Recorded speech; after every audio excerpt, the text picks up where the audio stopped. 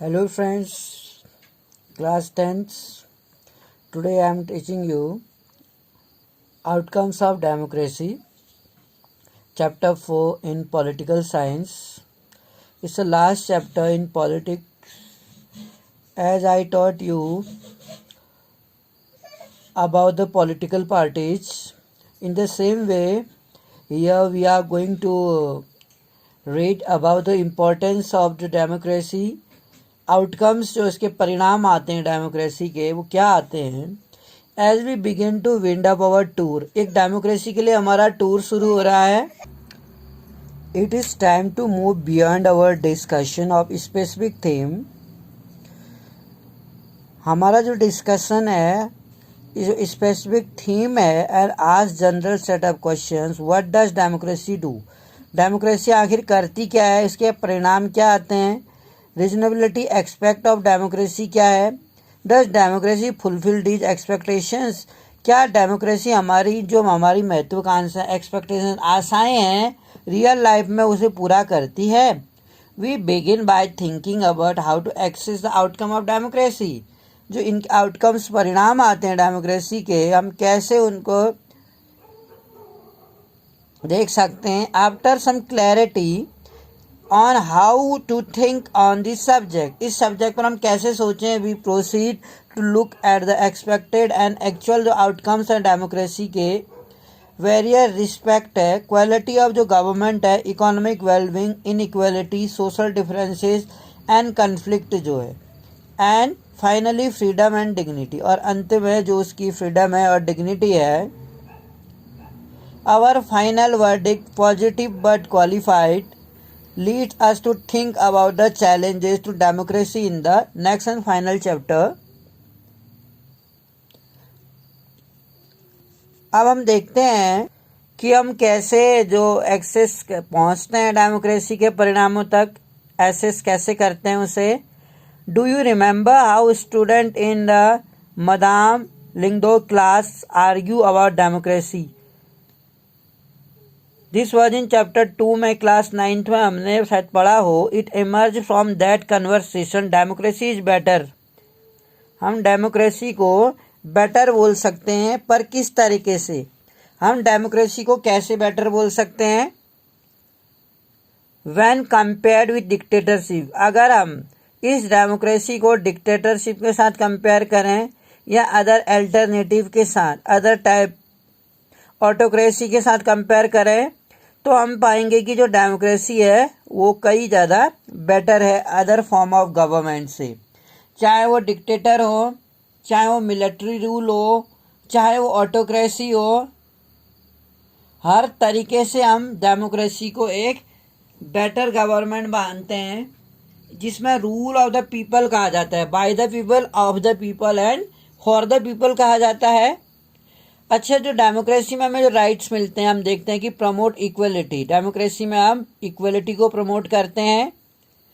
Enhance the dignity, हर व्यक्ति की dignity, सम्मान का क्वेश्चन हो जाता है, इनहेंस करते हैं. डिग्निटी है हर किसी की इंडिविजुअली, पर्सनली. डिसीजन जो मेकिंग, डिसीजन लिए जाते हैं, उनमें इम्प्रूवमेंट होता है, क्योंकि सभी लोगों के डिस्कशन से डिसीजन लिए जाते हैं. इसमें लॉन्ग टाइम लगता है डिसीजन लेने में, लेकिन क्वालिटी में क्या आता है, सुधार आता है. अगला, provide a matter to resolve conflict. कभी अगर स्टेट और सेंट्रल के बीच में या सिटीजन या गवर्नमेंट के बीच में कन्फ्लिक्ट होता है, कंट्रोवर्सी होती है, तो उसको भी जुडिशरी के द्वारा सॉर्ट आउट कर लिया जाता है. Allow room to correct mistake, जो भी मिस्टेक्स होती हैं रूल्स में या पॉलिसीज में, उसको क्या किया जाता है, करेक्शन, अमेंडमेंट के द्वारा टाइम कंडीशन के अकॉर्डिंग लोगों के लिए नए नए रूल्स बनाए जाते हैं. एज दीज, हम देखते हैं जो एक्सपेक्टेशंस हैं, आशाएं हैं, हम रियलाइज करते हैं इन सभी आशाओं को डेमोक्रेसी के अंदर. When we talk to people, जब हम लोगों से बात करते हैं, अराउंड अस, अपने चारों ओर अगर हम लोगों से बात करें, मोस्ट ऑफ देम सपोर्ट, और बहुत सारे लोग ऐसे होंगे जो डेमोक्रेसी को सपोर्ट करेंगे.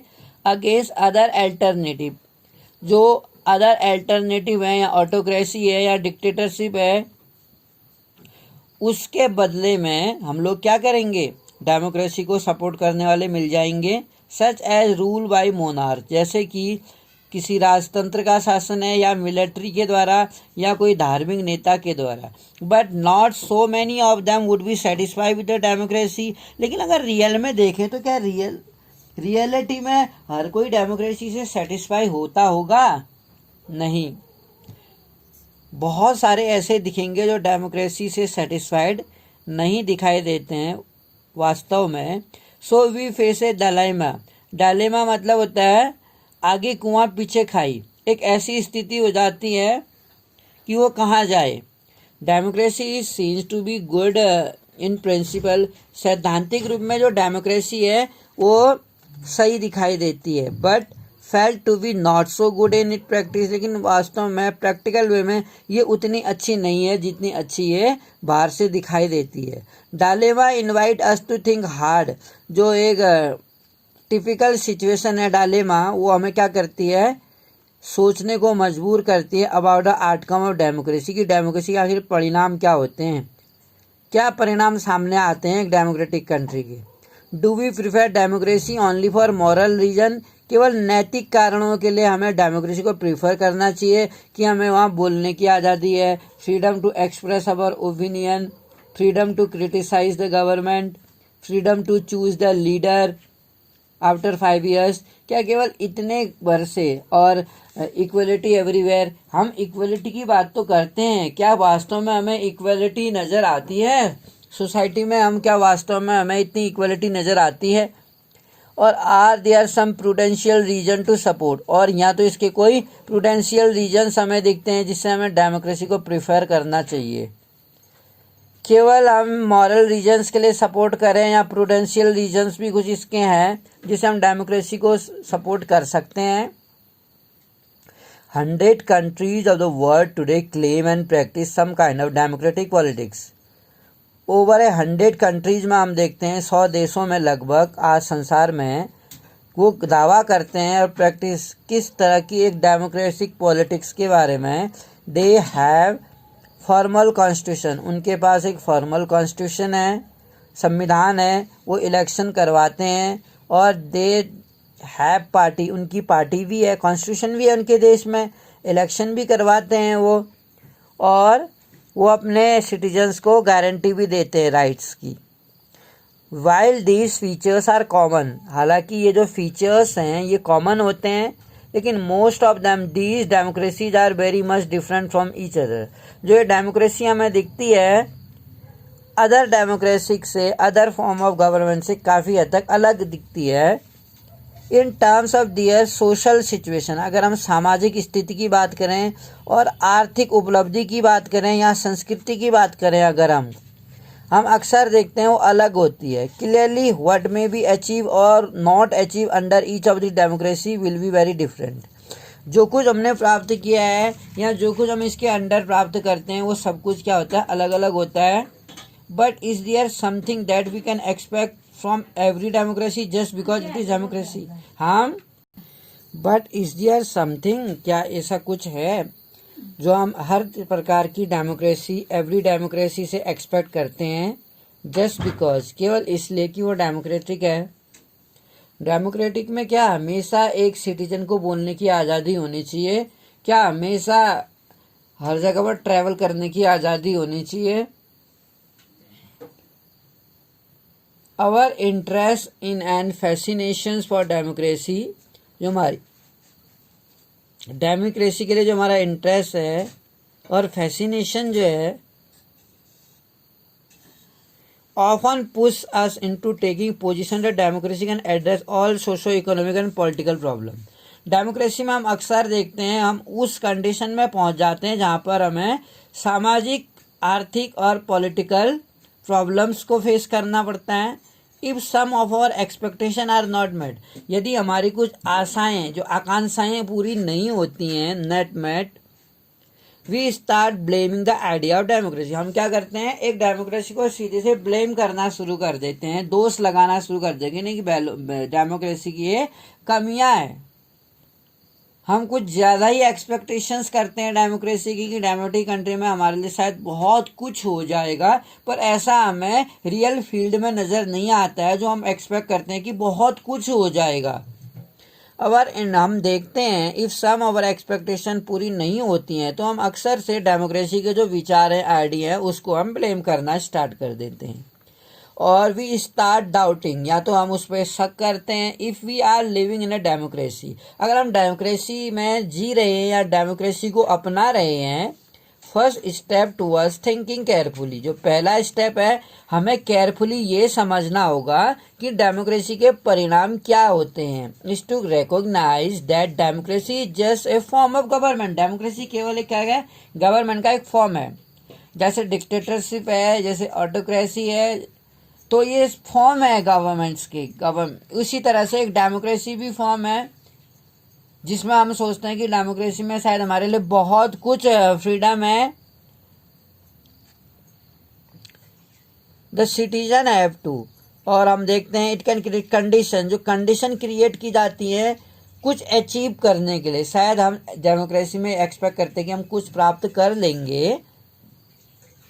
Citizen have to take advantage, और जो नागरिक हैं उन्हें क्या है, इसका एडवांटेज लेना होगा उन दशाओं का जिसमें वो अपने गोल को अचीव कर सकते हैं। Let us examine some of the things we can reasonably expect, आइए एग्जामाइन करते हैं उन चीज़ों को जो रीजनेबली हम एक्सपेक्ट करते हैं कि डेमोक्रेसी से हमें चीज़ मिलनी चाहिए। और and examine the record of democracy, और डेमोक्रेसी के जो रिकॉर्ड है उनको भी हम एग्जामाइन करेंगे। Accountable, responsive and legislate governments के बारे में हम पढ़ेंगे। They are some things that democracy must provide, ऐसी कुछ चीज़ें हैं डेमोक्रेसी में जो प्रोवाइड होनी चाहिए। In a democracy we are most concern with ensuring that people will have the right to choose their rulers. Democracy में हम देखते हैं हम बहुत ज़्यादा चिंतित रहते हैं या चिंता करते हैं अबाउट कंसर्न विद इंश्योरिंग, ये इंश्योर करते हैं कि जो लोग हैं उनको राइट टू चूज, अपने रूलर्स को चूज करने का राइट होना चाहिए। यानी कि डेमोक्रेसी में एक सिटीजन को अपने वोट को यूज करने का राइट हो, 18 ईयर्स कंप्लीट होने पर से यूनिवर्सल एडल्ट फ्रेंचाइज मिले और अपने रूलर को वो चूज करने का उसे राइट मिले। People will have control over the rulers, और लोगों का कंट्रोल हो रूलर्स पर, ये नहीं कि जो रूलर है वो डिक्टेटर बन जाए या आउट ऑफ कंट्रोल हो जाए। तो पीपल के द्वारा उस रूलर को चूज करने का क्या फ़ायदा अगर वो लोगों को टॉर्चर कर रहा है, लोगों को मार रहा है, लोगों को उनके अधिकारों से वंचित कर रहा है, कॉन्स्टिट्यूशन में चेंज किए जा रहा है। तो ऐसे रूलर को चूज करने का क्या फ़ायदा जहां पर एक सिटीजन की आज़ादी छीन ली जाती है, फ्रीडम ऑफ एक्सप्रेशन छीन लिया जाता है, freedom to criticise the government नहीं दिया जाता, और जो मीडिया है उस पर सेंसरशिप लगाई जाती है। अगर हम देखें whenever possible and necessary citizen, जहाँ तक हम जो necessary citizen should be able to participate, जो सिटीजन है देश के लिए जो यहाँ एक पॉलिटिक्स में किसी जगह से एज ए रिप्रेजेंटेटिव चुने जाते हैं, उन लोगों को डिसीजन मेकिंग में इंक्लूड करना चाहिए। It means that every leaders who is in powerful position और either he is a leader, तो the suggestion should be asked from every people, जो सजेशन है वो हर नागरिक से पूछे जाने चाहिए। हर एक नागरिक की एक हम कह सकते हैं कि हर एक नागरिक से आइडियाज़ लिए जाने चाहिए कोई रिफॉर्म्स करने के लिए, देश में सुधार करने के लिए। तो अगर हर एक सिटीजन पार्टिसिपेट करता है डिसीजन मेकिंग में तो डेमोक्रेसी के लिए एक अच्छा संकेत होगा। दैट अफेक्ट करेगा, क्योंकि एक देश में हर कम्युनिटीज़ के लोग रहते हैं और हर कम्युनिटीज़ की अपनी अपनी प्रॉब्लम्स होती है। तो कितना अच्छा होगी हम हर कम्युनिटी वाले को इम्पोर्टेंस दे रहे हैं उनके लिए उनके कंडीशन के अकॉर्डिंग पॉलिसीज बनाई जा रही हैं, उनको इंक्लूड किया जा रहा है डिसीजन मेकिंग में। डेमोक्रेसी में फ्रीडम ऑफ एक्सप्रेशन करना बहुत बड़ी बात होती है कि आप अपने विचारों को एक्सप्रेस कर पा रहे हैं। जिसके लिए जो गवर्नमेंट है सिटीजन के प्रति जिम्मेदार रहती है, यानी कि वो क्या है, सिटीजन के लिए काम करने के लिए मजबूर है। उसे सिटीजन्स के वेलफेयर में काम करना है, सिटीजन के लिए काम करना है। And responsive to needs and expectation, जो लोगों की आवश्यकताएं हैं और आकांक्षाएं हैं, लोगों की ज़रूरतें हैं, लोगों की जो डिमांडें हैं सिटीजन्स की, उसके प्रति एक जो गवर्नमेंट है वो हमेशा जिम्मेदार होती है। एक गवर्नमेंट को हमेशा पब्लिक वेलफेयर में पॉलिसीज बनानी पड़ती हैं, ना कि अपने फेवर में, जिससे कि सोसाइटी में हर जो सेक्शन है, हर जो वर्ग है, उसको क्या मिले, एक एडवांटेज मिले गवर्नमेंट की पॉलिसीज का। Before we go into this question, अगर हम इस क्वेश्चन में गहराई से जाएं तो हम ये फेस करते हैं, अनदर कॉमन क्वेश्चन से अराइज होता है, is the democratic government efficient. क्या जो डेमोक्रेटिक गवर्नमेंट होती है, जो पीपल के द्वारा चूज की गई है, जिसमें फ्रीडम ऑफ एक्सप्रेशन हमें होता है, फ्रीडम टू क्रिटिसाइज, हम क्रिटिसाइज कर सकते हैं, अपने रूलर को चूज कर सकते हैं और अपने रूलर को डिसमिस भी कर सकते हैं। जो रूलर होता है वो फॉर द पीपल के लिए होता है।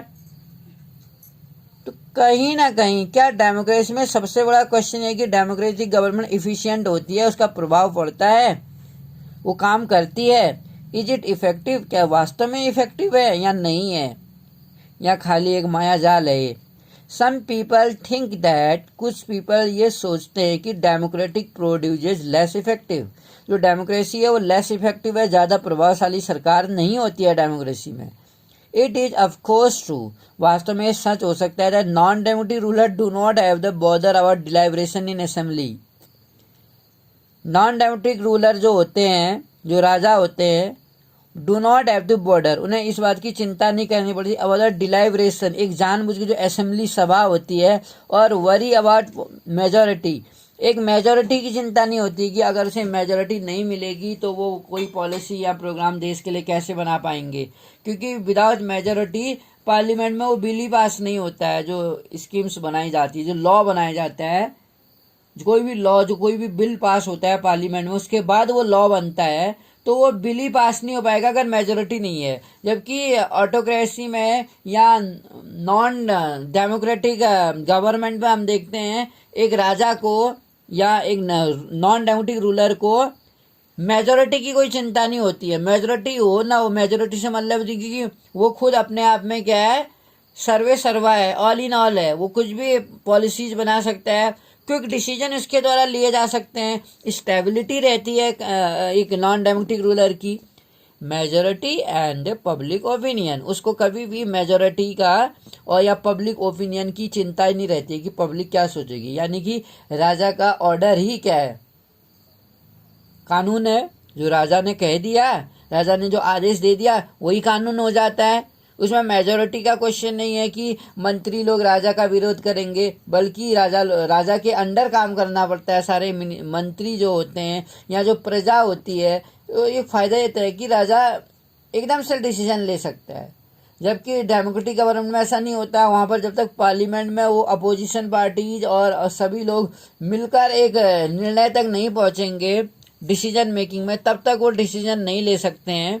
एक पर्टिकुलर पर्सन डिसीजन नहीं लेता है डेमोक्रेटिक गवर्नमेंट में, बल्कि नॉन डेमोक्रेटिक रूलर्स में उसको इसकी चिंता नहीं है कि सभा वाले या जानबूझकर वो जो मेजोरिटी है या पब्लिक ओपिनियन, जनता का जो मत है, वो उसके प्रति नेगेटिव है या पॉजिटिव है।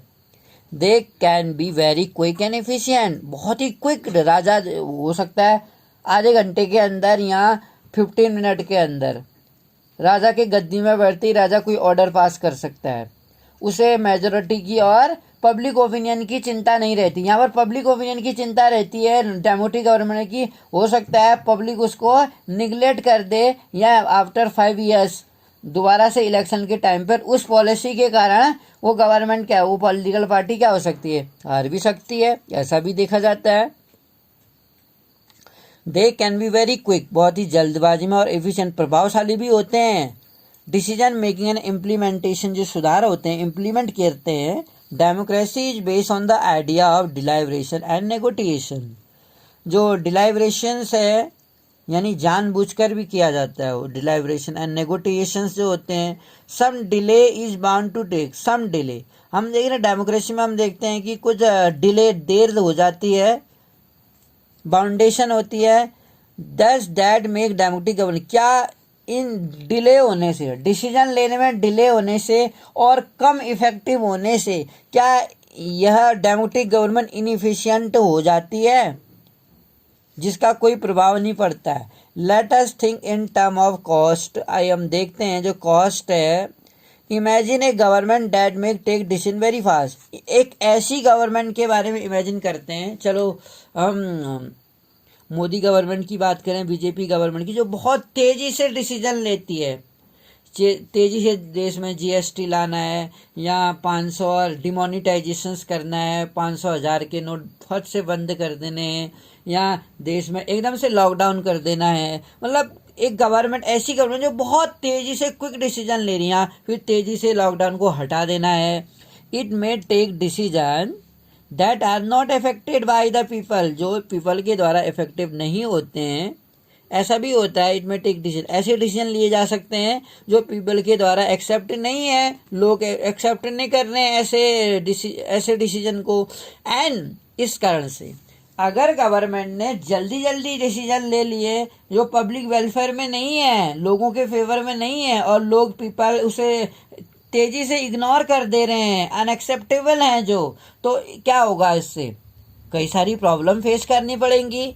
इन contrast the democratic government will take more time to follow.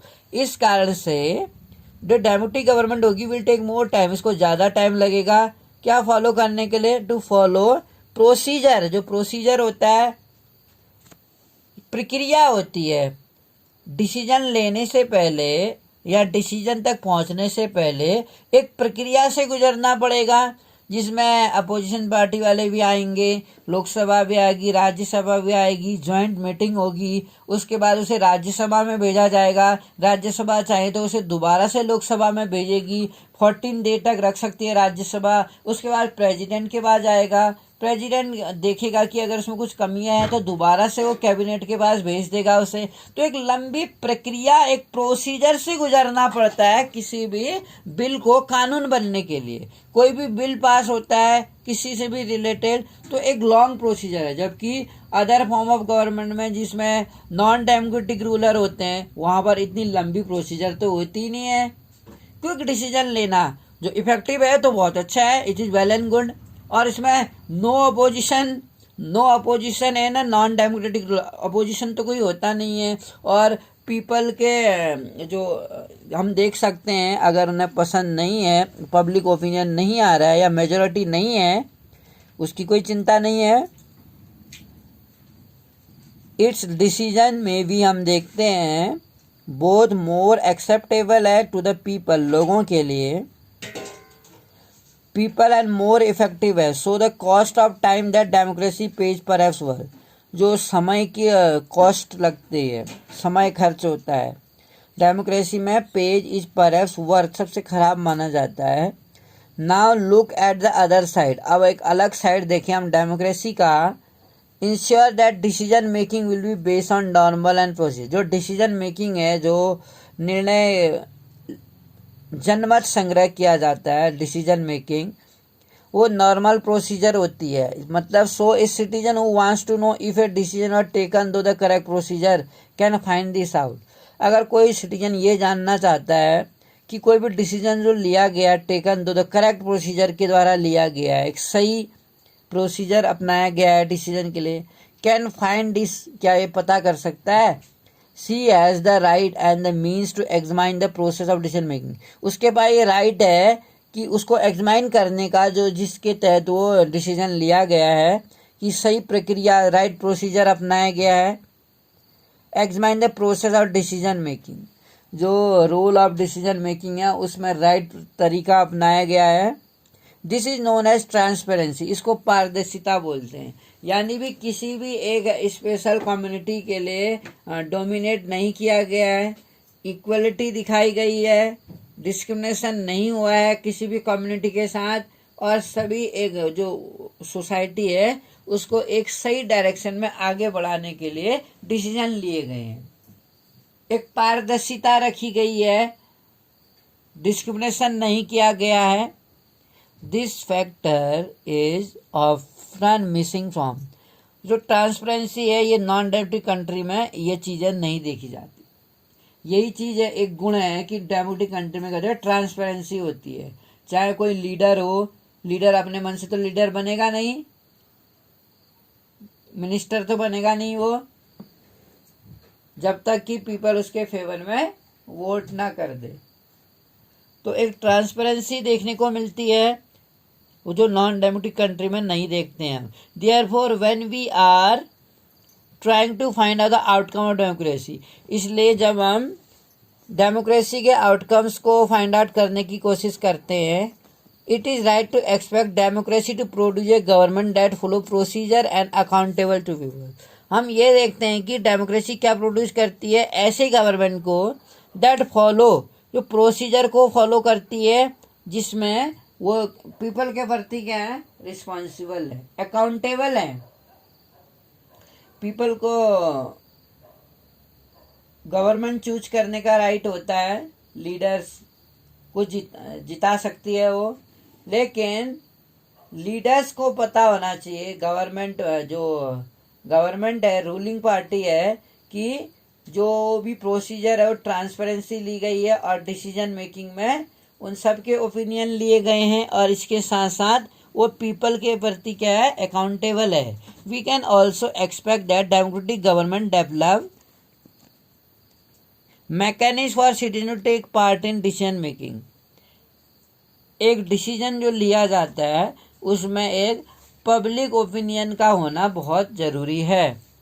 Wherever they think fit, जहाँ तक वो सोचते हैं फिट है। If you wanted to measure democracy, यदि हम डेमोक्रेसी को मेजर करें on the basis of this expected outcomes, you would look for the following practice and institution, regular and free fair election. एक डेमोक्रेटिक कंट्री में अगर regular basis पे free और fair elections हम देखते हैं, ओपन पब्लिक डिबेट देखते हैं लोगों के बीच में किसी प्रॉब्लम्स पर, तो हम अक्सर देखते हैं जो लेजिस्लेशन है and citizen right to information, एक सिटीजन्स को देश में गवर्नमेंट की एक्टिविटी का पूरा नॉलेज हो, जो भी गवर्नमेंट पॉलिसीज़ बनाती है सिटीजन्स के लिए, और गवर्नमेंट जो भी काम करती है उसकी पूरी जानकारी हो। एक्चुअल परफॉर्मेंस अगर हम देखते हैं और डेमोक्रेसी का, ये शो करता है कि एक मिक्स्ड रिकॉर्ड हो इस पर। Democracy have had greater success in setting up regular and free elections कराए जाएं, any setting up condition for open public debate, और एक ओपन पब्लिक डिबेट कराया जाए। बट मोस्ट डेमोक्रेसीज में हम देखते हैं अगर लोग इस डिबेट में हिस्सा लेते हैं तो डेफिनेटली एक डेमोक्रेसी में प्रोग्रेस मानी जाएगी। कई सारी डेमोक्रेसीज में हम फॉल शॉर्ट ऑफ इलेक्शंस की कमी देखते हैं, और इसमें provide a fair chance to everyone and in subjecting every decision to public debate. हर जो डिसीजन लिया जाता है सब्जेक्टिंग हम देखते हैं, फेयर चांस जो मिलता है किसी को, पब्लिक डिबेट का एक हिस्सा होता है। Democratic government do not have a very good record, इसलिए हम हमेशा से देखते हैं कि जो डेमोक्रेटिक गवर्नमेंट है उसमें हमेशा से एक बहुत अच्छा रिकॉर्ड नहीं देखा जाता।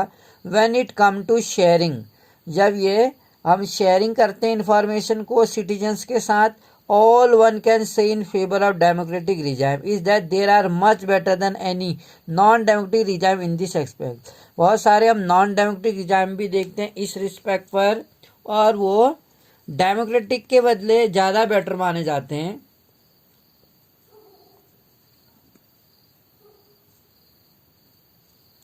और कई बार हम देखते हैं नॉन डेमोक्रेटिक से मुकाबले में डेमोक्रेटिक रिजाइम्स अच्छे हैं, कुछ मामलों में नॉन डेमोक्रेटिक अच्छे होते हैं और कुछ मामलों में डेमोक्रेटिक अच्छे होते हैं।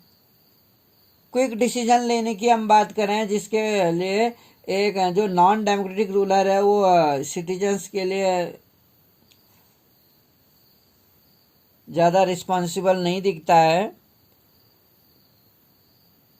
जो सब्सटेंटिव है terms it may be reasonable to expect from democracy में हम देखते हैं गवर्नमेंट दैट इज अटेंटिव। जो गवर्नमेंट है जो अटेंटिव है, जिसमें नीड्स एंड डिमांड्स, लोगों की आवश्यकताएं और डिमांड जो पीपल की हैं लार्जली फ्री ऑफ करप्शन, वो करप्शन से फ्री होनी चाहिए। एंड रिकॉर्ड ऑफ डेमोक्रेसी जो है इज़ नॉट इम्प्रेसिव, वो ज़्यादा इम्प्रेसिव हमें नज़र नहीं आता है ऑन दिस टू काउंट्स में।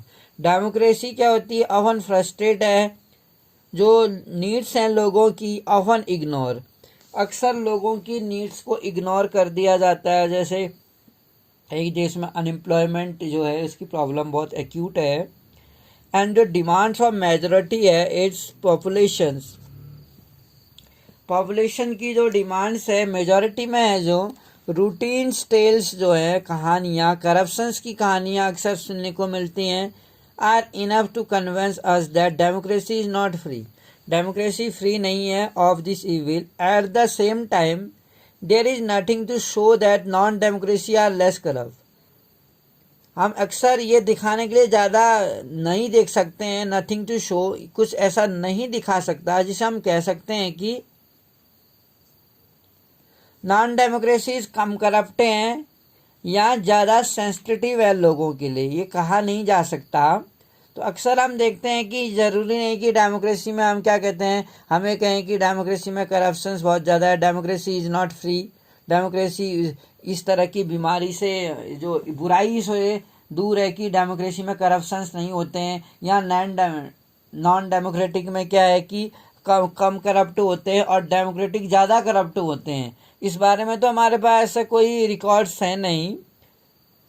इस तरीके से हम देखते हैं कि डेमोक्रेसी में फेयर एंड फ्री इलेक्शंस हो, हम क्रिटिसाइज कर सकें गवर्नमेंट की, एक फेयर पब्लिक डिबेट हो, पब्लिक ओपिनियन के लिए डिसीजन मेकिंग किया जाए और एक करेक्शंस किया जाए, पब्लिक वेलफेयर प्रोग्राम्स लोगों के लिए पॉलिसीज बनाई जाए। अक्सर हम देखते हैं जो पॉपुलेशन है बहुत द्वारा हम देखते हैं कि जो लोगों की ज़रूरतें हैं उनको ध्यान में नहीं रखा जाता है। Thank you for listening me.